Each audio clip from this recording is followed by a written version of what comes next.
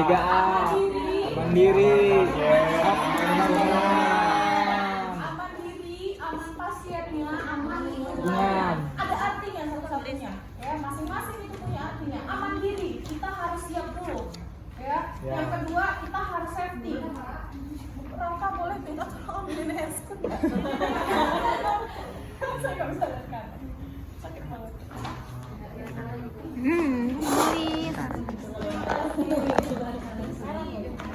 Aman diri, aman pasien, aman lingkungan. Aman diri, kita sendiri kalau mau nolong itu harus safety. Yang pertama, jangan menolong di tengah jalan. Oh iya, terima kasih. Piknik. Ada karpet. Kasih karpet tidur nih kita. Gas. Kita harus safety, mulai dari misalnya pakai handscoon, gunakan APD, ya, alat pelindung diri. Kemudian misalnya kita mau nolong orang, jangan nolong orang di tengah jalan. Pinggirkan dulu pasiennya ke tepi, karena apa? Kita nolong di jalan kita nggak safety. Itu yang pertama, aman diri. Aman pasien. Kondisi pasien yang akan kita tolong, misalnya pasien mau di RJP nih. Pasien mau di RJP, kondisinya kepalanya di atas trotoar, badannya masih ya pokoknya nggak lurus lah istilahnya. Itu ya, posisinya juga tidak stand. Itu jangan pernah menolong pasien dengan kondisi seperti itu. Begitu kan RJP, nggak cuma rusuknya patah, lehernya pun patah. Ya, karena apa? Kepalanya masih di atas trotoar. Luruskan dulu pasiennya. Keadaannya datar. Setelah datar, apalagi yang harus dilakukan? Aman lingkungan. Aman lingkungan, Bu? Iya, jangan dikerumuni terlalu padat. Ya, kasih space pasiennya. Karena apa? Ruang yang terlalu padat bikin pasiennya makin sesak. Jadi kalau misalnya ramai kerumunan, biasanya kan orang pun ngerekam doang. Iya, buat nge-videoin terus ngerekam dekat-dekat. Ini, Bu. Minta tolong. Tolong mundur. Jadi kalau misalnya kerumunannya terlalu ramai, minta tolong dikasih ruang, minta space. Karena kita mau RJP pasiennya. Itu yang pertama ya, 3A. Sudah ngerti ya, aman diri, aman pasien, aman lingkungan. Oke, yang kedua kita bisa look, listen, and feel dulu. Setelah 3A, kita look, listen, and feel. Kita rasakan masih ada nafas atau enggak. Kalau misalnya kondisinya pakai handscoon, nafasnya nggak akan kerasa. Di sini, telat. Maaf, katanya dulu. Ya. Enggak yang udah ada. Adi aja lah jadi pasien nanti. Apa, Bu? Yang habis 3A. Look, listen, and feel. Dilihat and feel. Nafas nggak nih? Lihat. Dilihat masih nafas nggak? Nggak ada pergerakan pada perutnya. Kemudian listen, dengarkan suara nafas. Look, listen, and feel. Sebenarnya look itu juga sambil melihat pergerakan perut, sambil merasa seperti ini juga bisa. Kalau tidak ada, biasanya kan kalau orang menghembuskan nafas dari telinga kita kedengeran. Ya, ini nggak ada, tidak ada. Kemudian cek respon. Feel. Ya, cek respon. Pak, tidak membuka mata, tidak ada respon. Ya, tidak dijawab panggilan kita. Kemudian direspon nyeri atau dirangsang nyeri dengan cara menekan bagian tulang sternumnya. Jangan tidur dia enak gini. Jadi pakailah tulang yang tulang jari-jari ini, karena tulang jari ini cukup tajam dan sakit ya kalau misalnya untuk nyeri. Jangan diulek. Kemarin ada yang dicupit. Gitu responnya jadi. Bukan respon yang kalau orang ngerasain nyeri kan otomatis tangan kita kepis. Enggak jadi au. Jadi pakai tulang seperti ini kemudian ditekan. Kalau dia memang merasa sakit, dia akan menepis tangan kita. Tapi kalau orang dengan kondisi henti jantung dan henti nafas tidak akan ada respon sama sekali. Ya. Kemudian setelah itu call for help. Setelah cek respon, terasa nyeri, masih tidak ada respon, minta tolong. Minta tolong dengan orang sekitar untuk menelpon ambulan. Telepon ambulan, caranya menelpon ambulan tidak hanya call for help saja, tapi isi dari telepon itu harus kalian tahu juga. Yang pertama, tolong teleponkan ambulan Jadi pada saat dia menelpon ambulan, kasih tahu lokasi pasiennya. Ada pasien mengalami henti nafas dan henti jantung di jalan apa? Kasih tahu di jalan apa. Kemudian setelah dikasih tahu di jalan apa, minta tolong bawakan alat yang dibutuhkan. Tolong bawakan AED dan oksigen. Ya, kemudian sudah dapat pertolongan seperti itu, kita langsung fokus ke pasiennya. Ada dua cara RJP, ada intrahospital dan out of hospital atau di luar rumah sakit. Ya, kalau kondisinya di jalan, kita tidak punya bagging. Ada bagging kan di sini? Ada, Bu. Minta tolong yang telat aja nih, minta tolong ambil bagging itu. Saya nggak bisa lihat kamu. Kamu jangan dari sini, badan saya ngikut soalnya. Ya. Bagging aja nggak tahu loh. Yang bulut itu loh.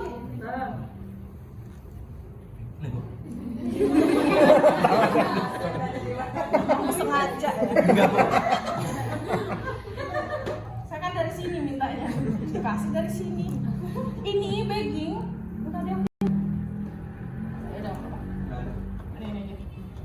Ya ini bagging ini digunakan biasanya di rumah sakit yang ada. Kecuali nanti ambulan udah datang baru ada bagging tuh. Kalau kondisinya masih di jalan dan belum ada bantuan sama sekali, kita fokusnya hanya RJP. Ya. Hal yang harus disiapkan sebelum RJP adalah kalau di luar rumah sakit tidak ada perhitungan siklusnya. Fokusnya hanya RJP saja. Terus gimana Bu untuk bantuan pernafasan? Kalau dulu masih ada yang namanya mouth to mouth. Kalau sekarang udah tidak direkomendasikan. Karena apa? Kita nggak tahu apakah pasiennya punya. Contoh simpelnya aja lah, minum gelas orang lain aja kita nggak mau kan? Bekas gelas orang lain kita nggak mau kan? Apalagi langsung ke mulutnya, nggak mau. Saya juga nggak mau. Ya kan? Oke, jadi fokusnya adalah langsung ke pasiennya. Ya, cara mengukurnya bagaimana Bu supaya tepat di jantungnya? Jantung itu setara dengan puting susu. Sebelah kiri ya. Jangan RJP sebelah kanan, jantung orang di sini. Oke, cara mengukurnya kalian ambil batas antara klavikula di lekalkan sini, di bawah lekalkan. Itu kan ada yang cekung. Kemudian cari batas taju pedang atau sternum. Cari batas tulang akhirnya, kemudian bagi dua.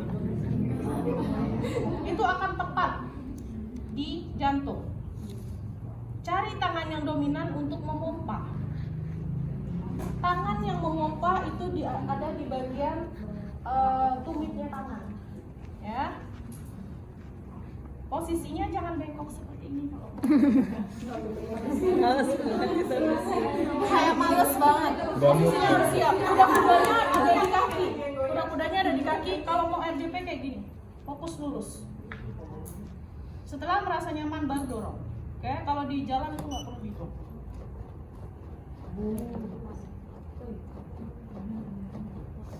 Hidup.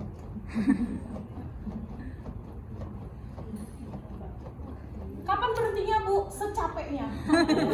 Iya, kalau di jalan seperti itu. Secapeknya, minta tuker sama orang. Kalau nggak ada orang di situ, secapek-capeknya kita, selamat nggak selamat itu bukan urusan kita. Ini juga nggak selamat. Makanya, kadang ini 2 siklus sampai 3 siklus itu kita udah capek. Karena apa? Karena ini itu lebih keras dari manusia. Kalau manusia tuh lebih lentur dia. Ya, nanti harus nyoba, semuanya harus nyoba.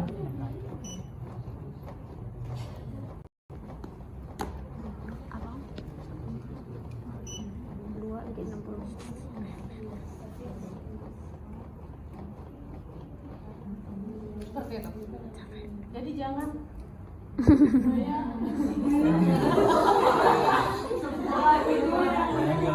kemarin ada yang baru kayak gini. Ayo capek. Capek. Baru 2 kali. Itu kebayang gitu kan? Iya. Jadi, oke, posisinya juga jangan di bagian payudaranya. Yang kita fokuskan adalah jantungnya. Kompresnya kan.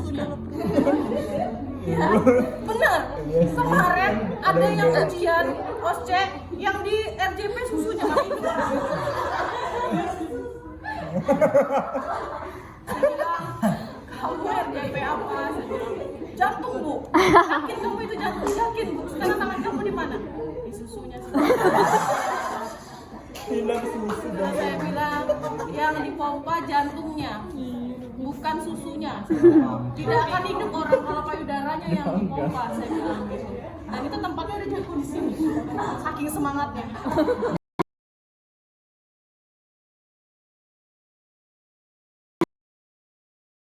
Pas di sini.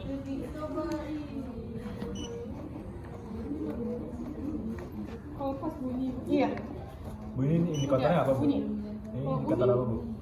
Kalau ini indikator perhitungan. Kalau ini apa namanya?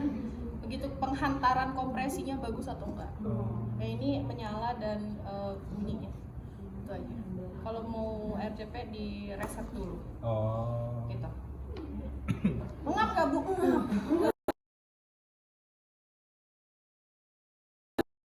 Coba dulu karena apa? Pada saat kalian OSCE kalian nggak kaget ngerasain keras phantom.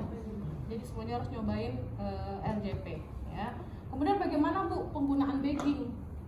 Bagging itu kalau sudah datang bantuan atau tim Kodlu yang ada sudah di rumah sakit ya.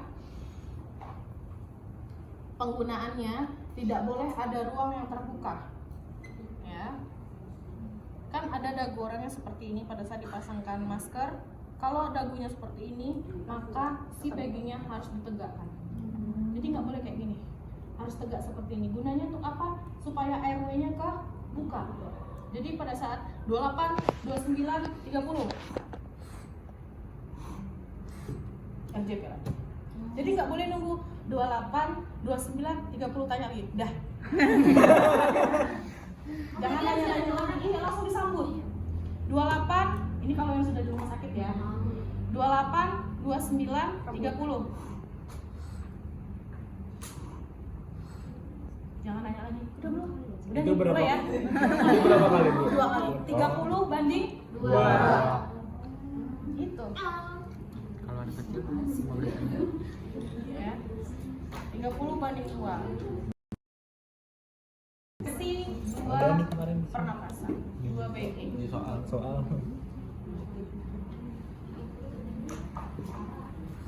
Terus kalau mau pompa bagging ini jangan nggak nyampe paru-paru, oksigennya sampai lek-lekan doang. Makanya full, pompain full. Kotaknya kecil nih. Baru kompresi lagi. Kemudian gimana Bu kalau pasiennya nggak bangun-bangun sampai kita sudah 10 siklus nggak bangun-bangun Bu? Ya Endang. berarti memang tidak tertolong. Kita Udah. cuma juga nggak tertolong. Gak apa-apa, biarin aja kalau nggak tertolong. Udah capek.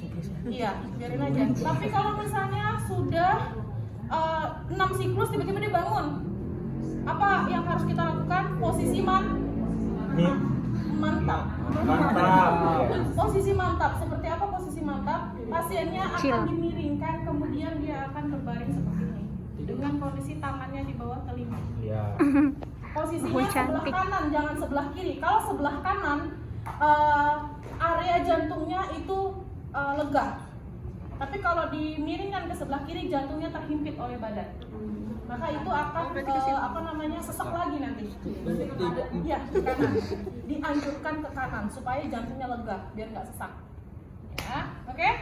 Kita coba ya. Saya bikin KS dulu. Siapa tadi yang terlambat namanya? Mau digigit Bu ya, Nuri? Jangan. Oh. Saya Nuri masih hidup. Oh ya, ada juga yang nanya, Bu, ada nggak Bu indikasi rusuknya patah? Ada. Banyak sekali. Apa yang harus kita lakukan kalau rusuknya patah, Bu? Apakah dihentikan? Apakah diteruskan? Teruskan. Tidak ada tujuan kita itu menghantarkan darah sampai ke otak, bahkan ke seluruh tubuh. Darah yang membawa oksigen tadi yang terhenti. Kalau misalnya kita berhenti, berarti orangnya nggak akan ketolong. Bahkan kita lanjutkan aja orangnya belum tentu ketolong. Apalagi kita hentikan. Ya, makanya itu harus tetap dikompresi.